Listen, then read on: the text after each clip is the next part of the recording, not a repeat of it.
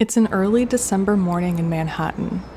The streets are just beginning to hum with the energy of the day, the cold air crisp, the promise of the holidays in the distance. Everything feels calm. Then, a single moment shatters it all. A shot rings out.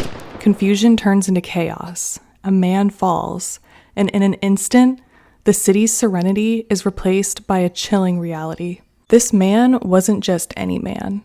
This was Brian Thompson, CEO of one of America's largest healthcare giants. And his sudden death ignited more than just shock. It sparked a question that's as old as time. Is violence the answer? In this video, we're going to explore what happened that day, the public's reaction, and reflect on some moments in history when we resorted to violence for change. Are these moments of violence a necessary evil? Or just a dangerous path? Brian Thompson was the 50-year-old CEO of United Health Group, appointed in 2021. He had been with the company since 2004, primarily working in government programs like Medicare before becoming the CEO. On December 4th of 2024, Thompson was fatally shot in a targeted attack in front of the New York Hilton Midtown at 54th Street and 6th Avenue. Just before 7 a.m., the masked gunman fled north on 6th Avenue, and the shooting occurred mere hours before the Rockefeller Center Christmas tree lighting ceremony. This has sparked widespread conversation about violence as a response to societal issues. The attack, labeled as targeted and premeditated, left people not really even questioning what the motive was, since almost every American has had their fair share of ridiculous arguments with insurance companies. Public reactions have been intense, to say the least. Some were expressing grief, while the majority point to the frustrations with corporate healthcare practices, and some were even celebrating. While most agree that violence is not the answer, this incident has really peeled back the layers of dissatisfaction with systems that are broken.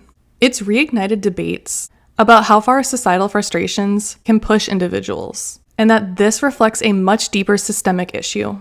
This discussion is raw, complex, and reveals just how deeply corporate decisions can impact lives. Some of these comments have been straight up brutal. Here's just a small example of some. Have you tried calling customer service? Please remain on the line. Your call is important to us. 20 minutes of action shouldn't ruin the rest of a promising young man's life. And the content that people have been making about this. Hey, how do we know the bullet wasn't already in his head? Like, to me, that sounds like a pre-existing condition. We couldn't prove that the bullet wasn't already in there, and that guy wasn't just, loading blanks into him. I think the bullet was already in there and he died. So, sounds like his family is kind of out of luck for coverage there. I'm not gonna say it's funny, but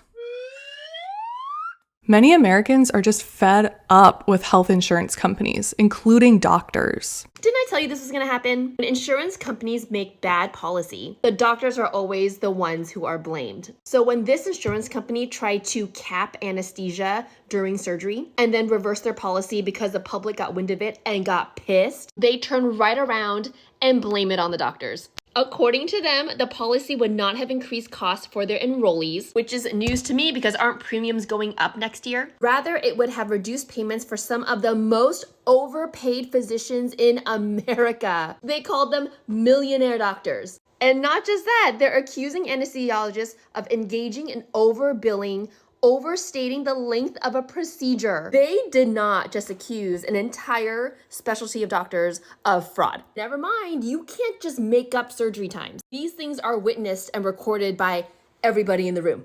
Oh, and this is the best part. If we want America's healthcare system to treat more patients, then there is no alternative to forcing myriad specialists to accept lower payment rates. We need private insurers to drive a harder bargain with the most expensive doctors and hospitals. What is going on? Let me remind you that every single year, your health insurance premiums go up, while what the insurance companies pays doctors goes down. And that the highest healthcare cost here in the US is not physician salaries. We make up like 8% of all the spending. The highest cost of healthcare here in the US is administration due to health insurance companies. United Healthcare is one of the largest health providers in America, but its notoriety stems from a history of customer dissatisfaction, controversies, and regulatory actions. They face many controversies. I mean, all you guys have to do is do a quick Google search, and you could spend days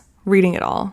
So I've just picked a few to discuss. According to this article right here, United Healthcare is under scrutiny for allegedly prioritizing profits over patient care. What? An insurance company who prioritizes profit over patient care?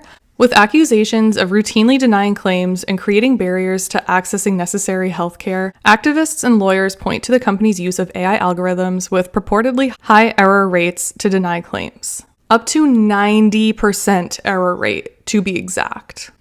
The Department of Justice is investigating United Healthcare for potential antitrust violations and attempting to block its acquisitions of home health provider Amedisys. The DOJ argues that the merger would create an unfair monopoly, limiting patient choices and driving up costs. Attorney General Merrick B. Garland was quoted saying, "We are challenging this merger because home health and hospice patients and their families experiencing some of the most difficult moments of their lives deserve affordable, high-quality care options.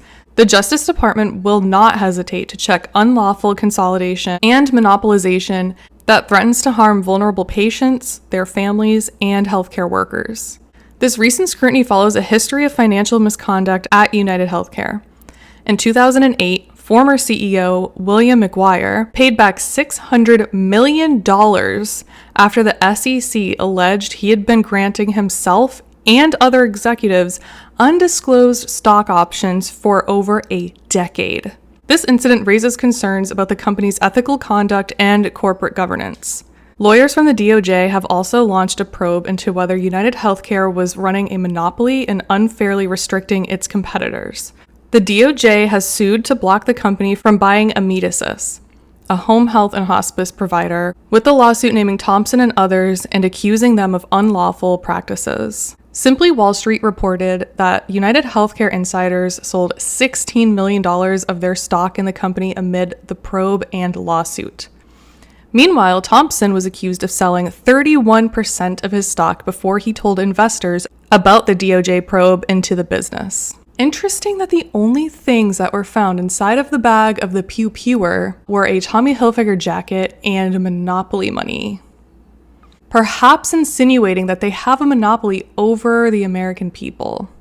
It really is astonishing at how vast the pay gap between CEOs and their employees have grown. According to Equilar, in 2023, the median pay for S&P 500 CEOs rose by 12.6% to $16.3 million, with some executives earning far beyond that figure.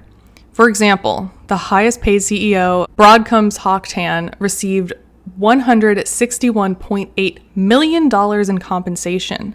Meanwhile, the median employee salary in these companies was just $81,467, marking the CEO to employee pay ratio 196 to 1, which is up from the 181 to 1 ratio from 2022.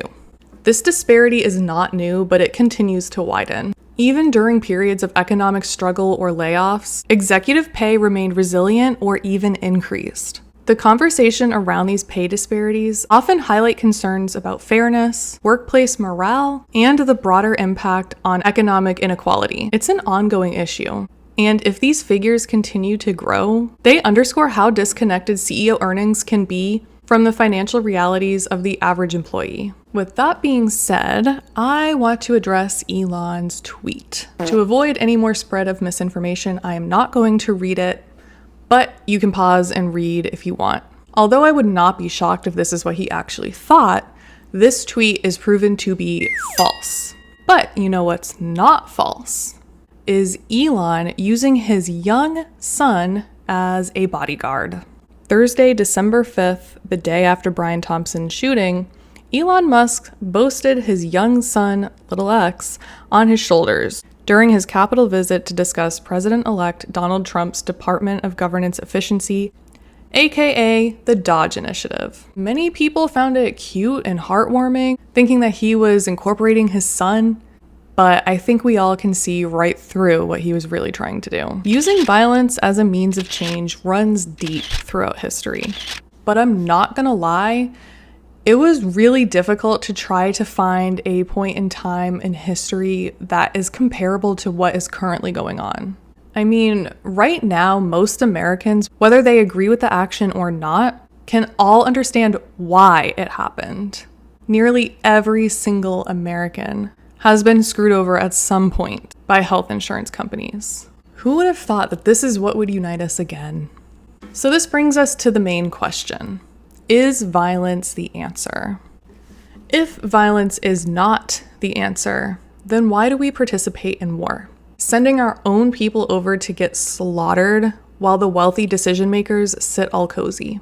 If violence is not the answer, then why is it that when giant health insurance companies who are directly at fault for hundreds and thousands of people's suffering and deaths every single year, just chalked up as business? I could go on, but if violence is not the answer, then why is it allowed during those situations?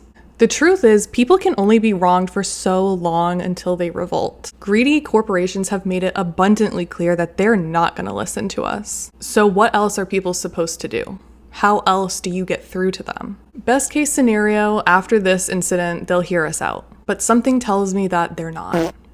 Oh yeah, and click here for the next perfectly curated video that I personally have selected just for you. Thank you so much for watching. Please remember to like, comment, and subscribe, and I'll see you in the next one.